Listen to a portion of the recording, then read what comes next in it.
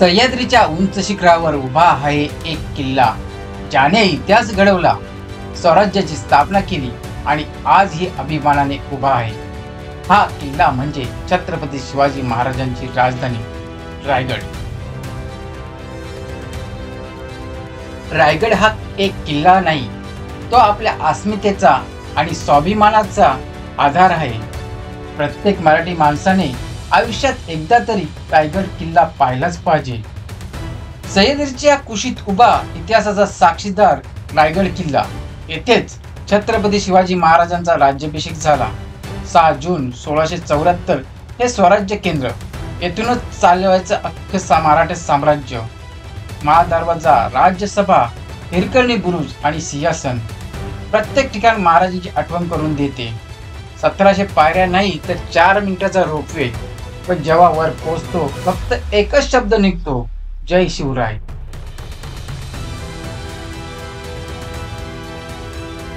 पूर्वी रायरी नावाने ओळखला जाणारा हा किल्ला 1656 साली शिवाजी महाराजांनी जिंकून घेतला। त्यावर भक्कम बुरुज बांधले, प्रवेशद्वार उभे केले आणि बनवला एक स्वराज्याचा सिंहासन।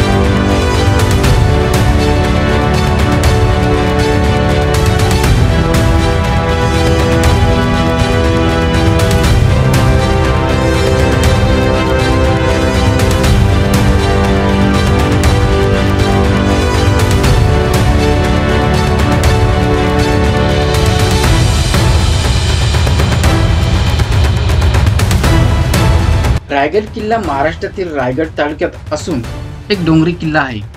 रायगड किल्ल्याचे पूर्वीचे नाव रायरी हे चंद्रगाव मोरे यांकडे होते। महाराजांना चंद्रगाव मोरे यांना स्वराज्यात सामील होण्यास निरोप पाठवला, पण मोरेंनी उर्मटपणे लढाईचे आमंत्रण पाठवले।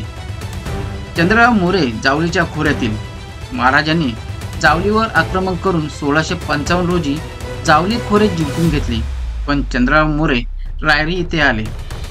महाराजांनी 1656 मध्ये रायरीवर आक्रमण करून चंद्रगाव मोरेंचा पराभव केला, रायरी काबीज केला व याचे नाव रायगड ठेवले। महाराजांनी रायगड जिंकला आणि गडावर आले। देवगिरीच्याहून दशगुणी 1.5 गाव उंच, प्रशस्त जागा, पर्जन्यकाली कड्यावर गवत उगत नाही, उभ्या कड्यावर पांघरू पुरण्यास जागा नाही। हे बघून महाराज खुश झाले आणि म्हणाले, धाकटाच जागा हाच गड करावा। छत्रपती शिवाजी महाराजांच्या या शब्दाचा उल्लेख बखरीमध्ये आहे। रायगडचे स्थान लक्षात घेऊन या किल्ल्यावरच राजधानी बसवण्याचे महाराजांनी निश्चित केले। रायगडचे जुने नाव रायरी। गडाचा विस्तार प्रचंड असून 2900 फूट आहे। गडाला सुमारे 1700 पायऱ्या आहेत। गडाच्या पश्चिमेकडे हिरकणी बुरुज आणि उत्तरेकडे टकमक टोक आहे। गडावर जाण्यास 2 मार्ग असून नाणे दरवाजा किंवा खूप लढा मार्गे पायरी मार्ग आहे। तसेच रोपवेनेही जाता येते। रोपवेने अवघ्या 4 मिनिटात आपण गडावर पोहोचतो, तर पायरी मार्गाने कमीत कमी 2 तास लागतात।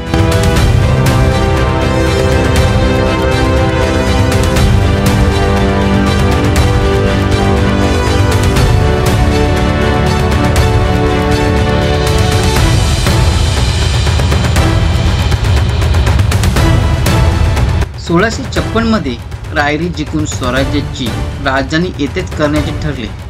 त्याचे बांधकाम हिरोजी इंदुरकर यांना देण्यात आले। इंदुरकरांनी इमानदारीने रायगडच्या बांधकामास सुरुवात केली।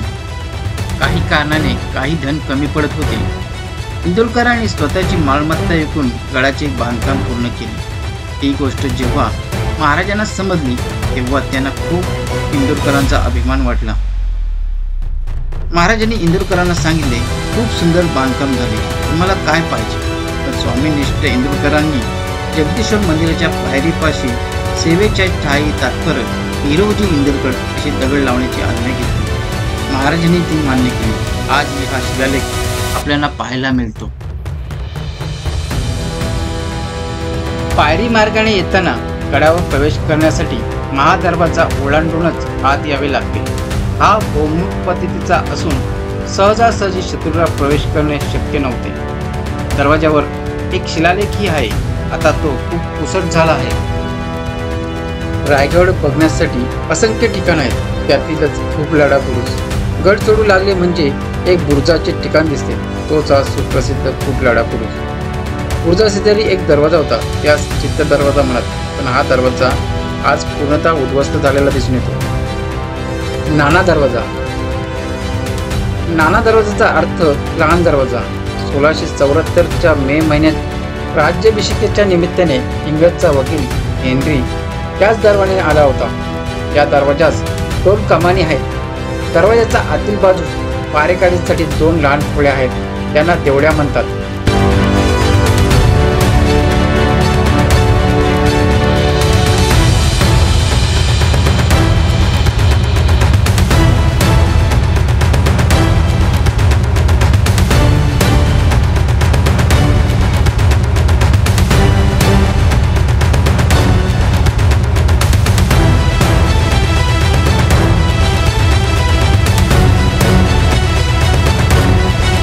महादरवाजा बाहेरील अंगास वर दोन्ही बाजूस 2 सुंदर कमलाकृती कोरल्या आहेत। दरवाजावर असणाऱ्या या 2 कमलांचा अर्थ म्हणजे किल्ल्याच्या आत श्री आणि सरस्वती नांदत आहेत। श्री आणि सरस्वती म्हणजे विद्या व लक्ष्मी होय।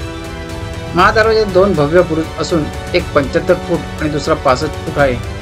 तटबंदीमध्ये जी छिद्र दिसून येतात त्यांना जंग्या म्हणतात। शत्रू मारा करण्यासाठी हे भोके ठेवलेले असतात। हत्ती तलाव। महादरवाजातून थोडे पुढे आल्यावर जो तलाव दिसतो तो हत्ती तलाव। गजशाळेतून येणाऱ्या हत्तींचा स्नानासाठी आणि पिण्यासाठी या तलावाचा वापर होत असे। हत्ती तलावापासून काही अंतरावर एक तलाव दिसतो, हाच तो गंगासागर तलाव। महाराजांचा राज्याभिषेक नंतर सप्तसागर व महानांनी आणलेले तीर्थ याच तलावात टाकली गेली, म्हणून याचे गंगासागर असे नाव पडले। शिवाजी महाराजांच्या काळात शुद्धीसाठी याचे पाणी वापरण्यात येई। गंगासागर तलावाच्या बाजूला काही मनोरे दिसून येतात, यांना स्तंभ असे म्हणतात। पूर्वी हे 5 मजली होते, आता फक्त 2 मजलीच आपल्याला दिसून येतात। नगरखाना। सिंहासनासमोर जे भव्य प्रवेशद्वार दिसते तोच हा नगरखाना। हे बाल्या किल्ल्याचे मुख्य प्रवेशद्वार आहे। नगरखान्याकडून डावीकडे उतरून आले की समोर जी मोकळी जागा दिसते तो होळीचा माळ। तेथे आता छत्रपतींचा भव्य पुतळा बसवलेला आहे। पुतळ्यासमोर ज्या 2 रांगांमध्ये भव्य अवशेष दिसतात ती शिवकालीन बाजारपेठ। बाजारपेठेच्या 2 रांगात प्रत्येकी 22 दुकाने आहेत। 2 रांगांमधून जवळजवळ 40 फूट रुंदीचा रस्ता आहे। हे बाजारपेठ आजही उभे जसेच्या तसे आहे। बाजारपेठेच्या खालच्या बाजूस पूर्वेकडील उतारावर ब्राह्मणी तले अवशेष दिसतात। तेथूनच समोर जे भव्य मंदिर दिसते तेच महादेवाचे म्हणजे जगदीश्वराचे मंदिर। मंदिरासमोर नंदीची भव्य आणि सुबक मूर्ती आहे। सध्या ही मूर्ती भग्न अवस्थेत आहे। मंदिरात प्रवेश केला की भव्य सभा मंडप लागतो। मंडपाच्या मध्यभागात भव्य कासप आहे।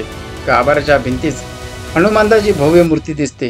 मंदिराचा प्रवेशद्वाराचा पायऱ्याचा खाली एक लहानसा शिलालेख दिसतो, सेवेच्या ठाई तत्पर हिरोजी इंदुरकर। या दरवाजाच्या बाजूच्या वरच्या भिंतीवर एक सुंदर शिलालेख आहे। कवी भूषण आणि छत्रपती शिवाजी महाराजांची पहिली भेट जगदीश्वर मंदिरापाशीच झाली। मंदिराच्या पूर्व दरवाजापासून थोड्या अंतरावर जो अष्टकोनी चौथरा दिसतो तीच महाराजांची समाधी। समाधीच्या पूर्वेकडे आपल्याला भवानी टोक दिसून येते, तर उजवीकडे दारुगोळा कोठार आणि 12 टाके दिसून येतात। होळीच्या माळापासूनच एक वाट कुशावत तलावाकडे जाते। तलावाजवळ महादेवाचे छोटे मंदिर दिसून येते। देवळासमोर भग्न अवस्थेत नंदी दिसून येतो. कुशावत तलावापासून खाली गेलो असता आपल्याला वाघ दरवाजा लागतो. ज्यावेळी जुल्फिकार खानाने रायगडला वेढा दिला होता तेव्हा राजाराम महाराज वाघ दरवाजाने दिंडीला गेले होते. बाजारपेठ संपली तिथूनच आपल्याला टकमक टोकाकडे जाता येते. टकमक टोकाकडे जाताना एक दारुगोळा कोठार लागते. तसे टकमक टोकाची वाट खूपच निमुळती आहे. स्वराज्यामध्ये या टोकाचा उपयोग गद्दारांना शिक्षा देण्यासाठी म्हणजे कडेलोट केला जात असे.